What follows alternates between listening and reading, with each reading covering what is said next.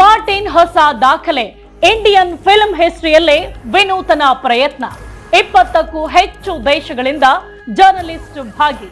ಬರೋಬ್ಬರಿ 12ಕ್ಕೂ ಹೆಚ್ಚು ಭಾಷೆಗಳಲ್ಲಿ Martin trailer 1 release. History create ಮಾಡಲಿರೋ ನಮ್ಮ ಕನ್ನಡದ ಹೆಮ್ಮೆಯ ಸ್ಟಾರ್ ನಟ ಧ್ರುವ ಸರ್ಜಾ. ವಿಚಾರ ಏನಪ್ಪಾ ಅಂತ ಹೇಳ್ತೀನಿ. ಅದಕ್ಕೂ ಮುನ್ನ ಹಾಯ್ ಹಲೋ ನಮಸ್ಕಾರ, ವೆಲ್ಕಮ್ ಟು TV19 ಕನ್ನಡ. ನಾನು ಪವಿತ್ರ.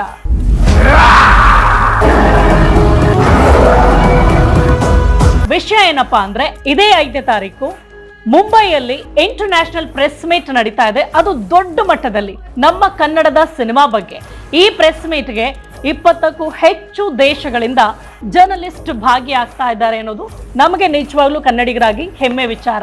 ಯಾಕಂದ್ರೆ ನಮ್ಮ ಕನ್ನಡದ ಸಿನಿಮಾ ಇಷ್ಟು ದೊಡ್ಡ ಮಟ್ಟದಲ್ಲಿ ಇಂಟರ್ನ್ಯಾಷನಲ್ ಲೆವೆಲ್ ಅಲ್ಲಿ ಸೌಂಡ್ ಮಾಡ್ತಾ ಇದೆ ಅನ್ನೋದು.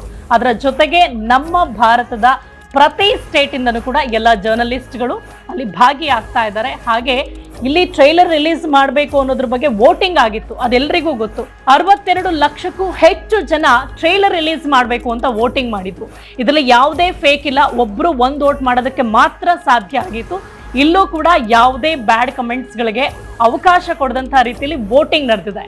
ಹಾಗಾಗಿ ಫ್ಯಾನ್ಸ್ಗಳ ಬೇಡಿಕೆಯಂತೆ ಟ್ರೈಲರ್ನೇ ಫಸ್ಟ್ ರಿಲೀಸ್ ಮಾಡ್ತಾ ಇದ್ದಾರೆ. ಅದು ಮಾರ್ಟಿನ್ ಟ್ರೈಲರ್ 1.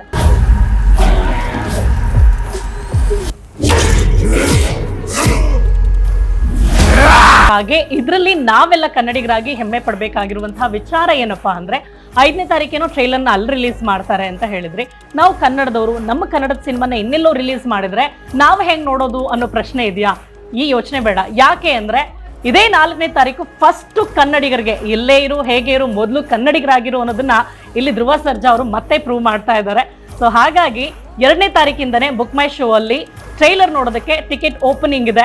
4ನೇ ತಾರೀಕು ವೇರಿಯಸ್ ಥಿಯೇಟರ್ ಅಲ್ಲಿ ನಮ್ಮೆಲ್ಲರಿಗೂ ಕೂಡ ಮಧ್ಯಾಹ್ನ 1 ಗಂಟೆಗೆ ಟ್ರೈಲರ್ನ ತೋರಿಸ್ತಾರೆ.